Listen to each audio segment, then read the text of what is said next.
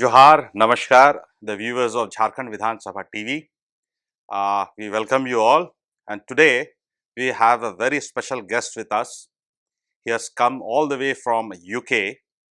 He is Professor Simon James Thompson, the Deputy Pro Vice Chancellor of University of Sussex, Brington, United Kingdom. He has been working, he is also an academic expert, and he has been recently working on the impact of AI on education system. How is it going to impact the education system, I think right from the primary level to the higher education level. We welcome you, sir. It's really a great pleasure having you here on the dais, and today we will be discussing something about AI in education, and we have a very known expert and acclaimed academics.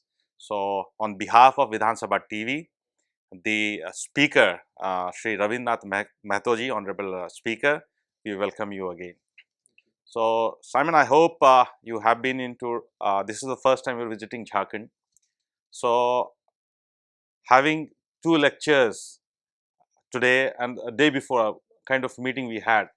So, what is your expectations from this land of forest we call Jharkhand? What is your expectation?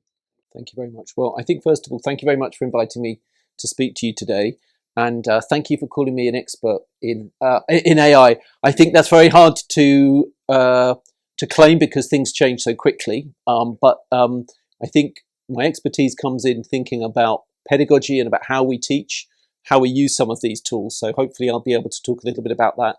But yeah, my interest and my keenness to visit your state has been motivated by two things. One, I'm very keen to develop an ongoing strategic partnership with Jharkhand, and to think about ways in which the University of Sussex can work with local students and with faculty and universities to address any strategic priorities. And so my meetings with universities looked at possible partnership opportunities. And then also it's been a really good opportunity for me to learn more about the education system, higher education system locally. And the highlight of there's many highlights, but the highlight of my day has been meeting students and talking to them about the things that are important to them. Okay, so when you talk about this AI in education system, so there must be some new insight which you must have found among the students, and when you compare with the students of Sussex and the students local here of Jharkhand. So is there something which you are taking back home, some learning experiences?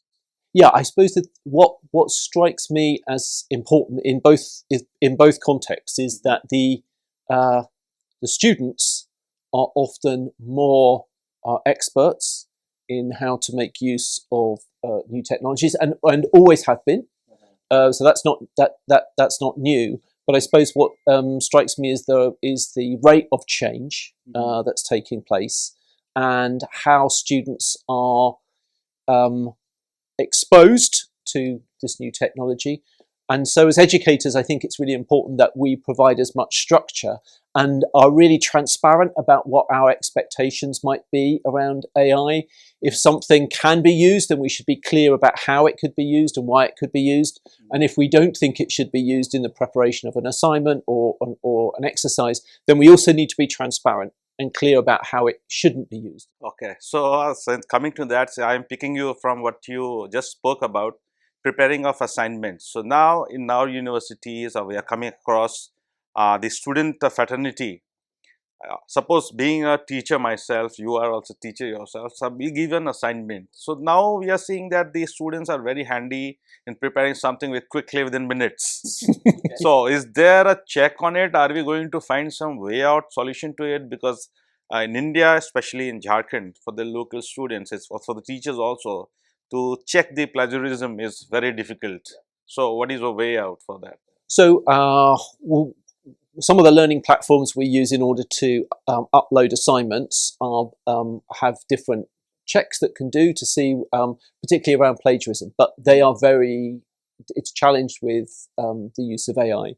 So I think what that's done is two things. One, it is first of all made us think very carefully that a student on submission of an assignment has to be very transparent about how they have used AI. And we will also be transparent about how we think they could use it in preparation for their assignment.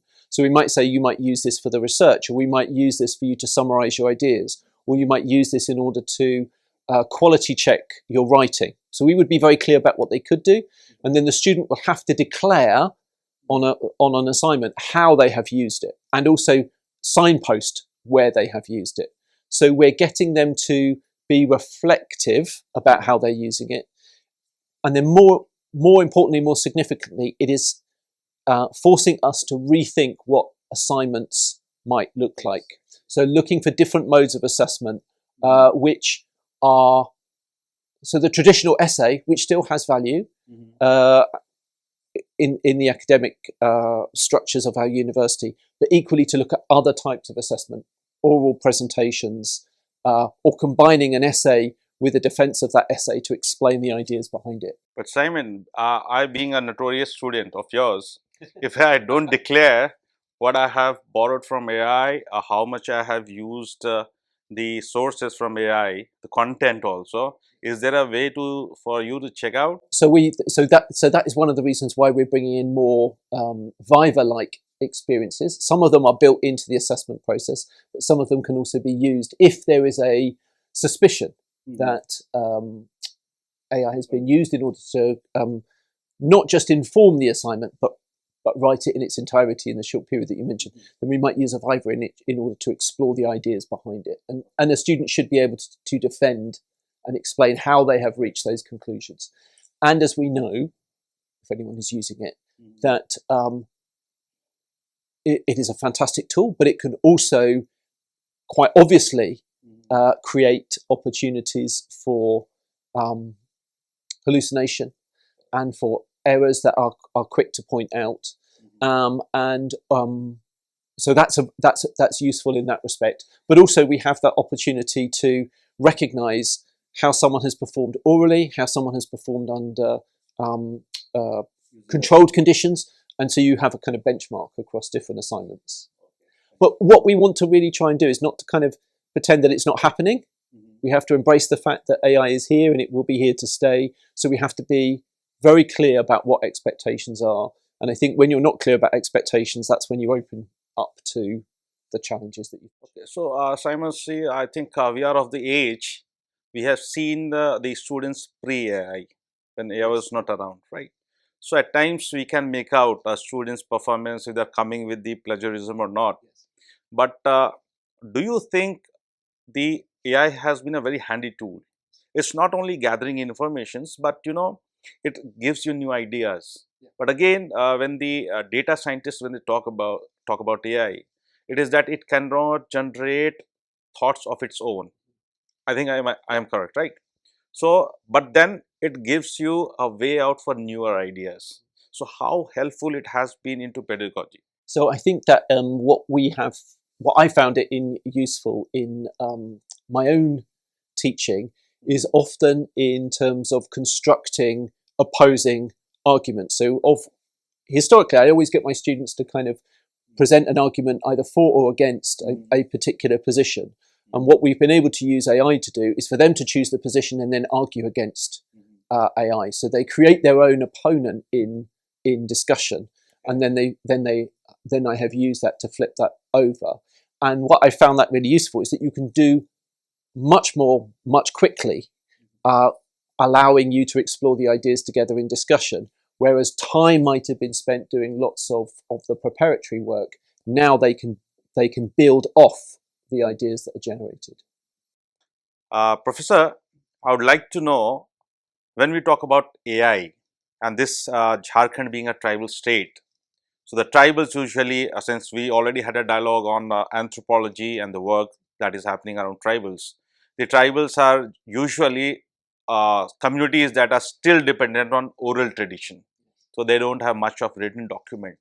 Do you have any suggestions for the researchers who are engaged with tribal communities that are studying folklore, how helpful AI could be in documenting those oral tradition, because it is now high time?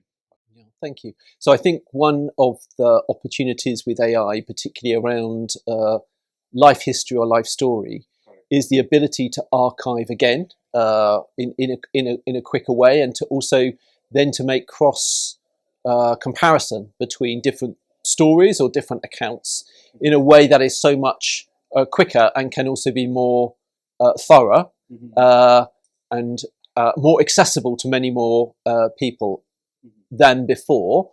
That's not to say that the tools that weren't used before weren't effective. It's just the time it would have taken.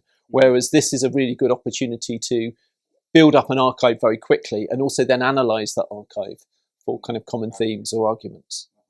What opportunities do you see when you come down to Jharkhand? And then what expectations do you have, Jharkhand getting in collaboration with University of Sussex there in the UK?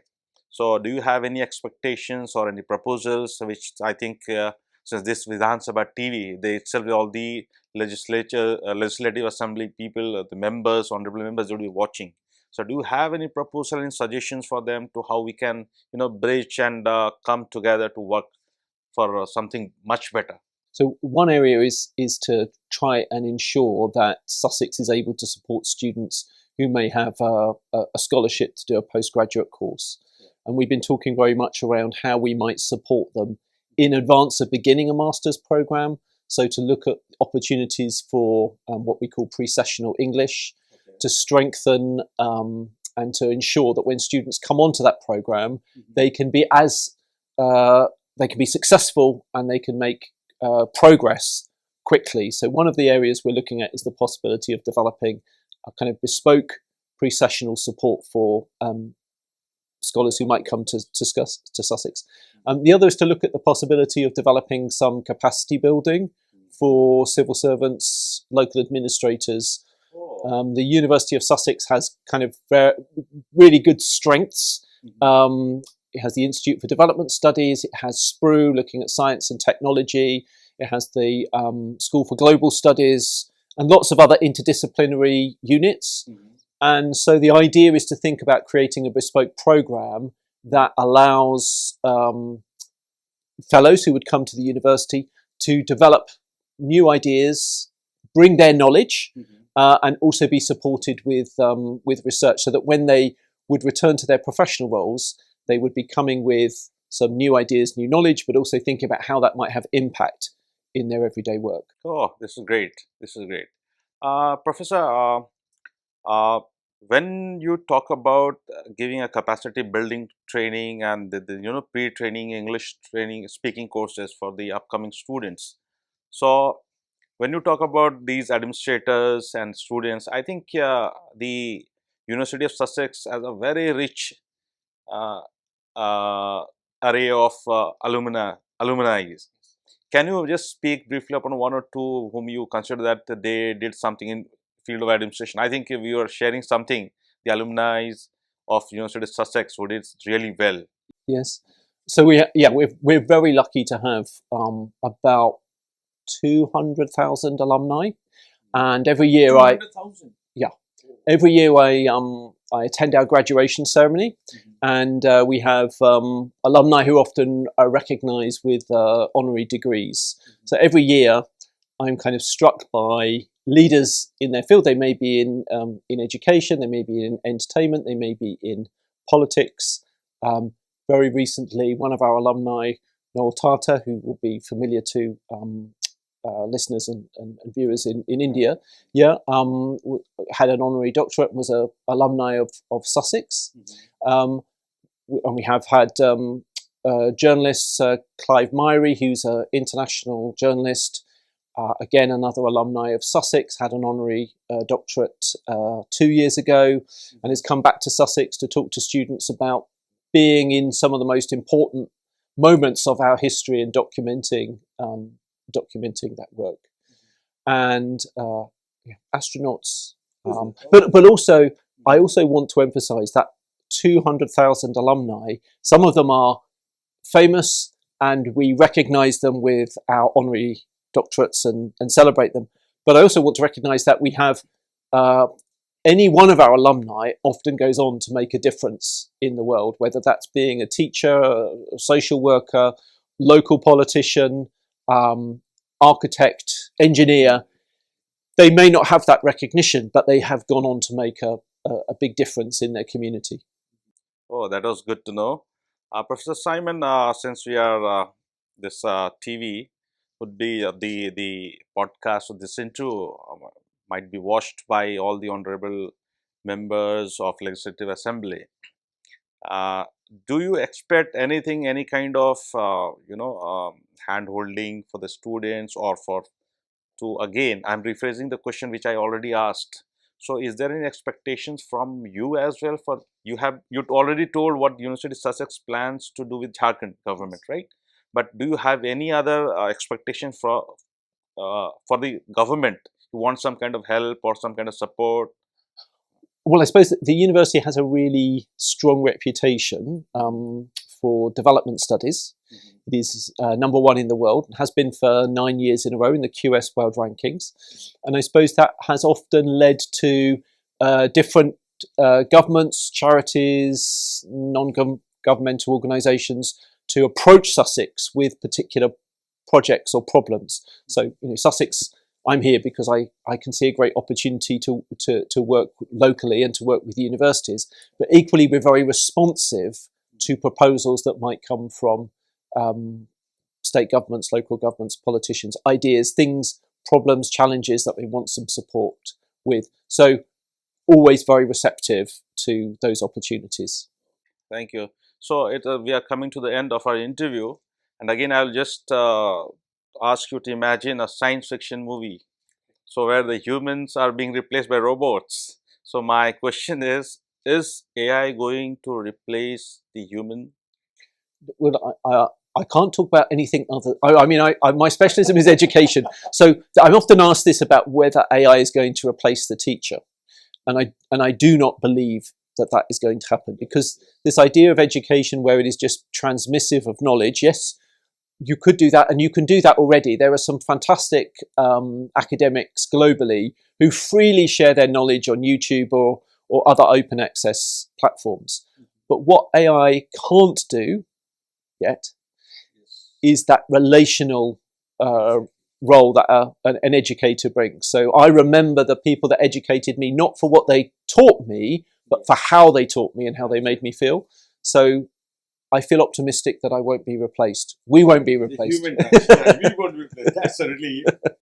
So we come to the end of this interview, but just ask you once again, if you have missed out onto something, if you would like to add on, the floor is yours. Yeah, well, thank you very much. Now, I just want to say it's been an absolute privilege to be able to visit universities, to meet with local ministers. I see this as a really good foundation for us to continue that work together. And I am looking forward to a return visit, hopefully in May. And I see this as the start of an important relationship between the University of Sussex and students, faculty, university, government, Jharkhand. So thank you so much, Professor Simon, and we are really honored to have you here. It was wonderful speaking to you, to share your thoughts. And since both we are students as well as teachers, so we learned quite a lot. And yes, when it comes to AI and its impact on either the people of Jharkhand or the academia or the pedagogy design, it is very important. But yes, I think humans are going to be humans for many years. So thank you so much, and thank you viewers of Jharkhand Vidhan Sabha TV for listening patiently to us. Thank you Vidhan Sabha Speaker Honorable Ravinath Mehtoji, his team, for giving us this opportunity to engage into dialogue with such for me, it is a really wonderful experience, Professor Simon. Thank you so much for being here. Johar everyone. Thank you.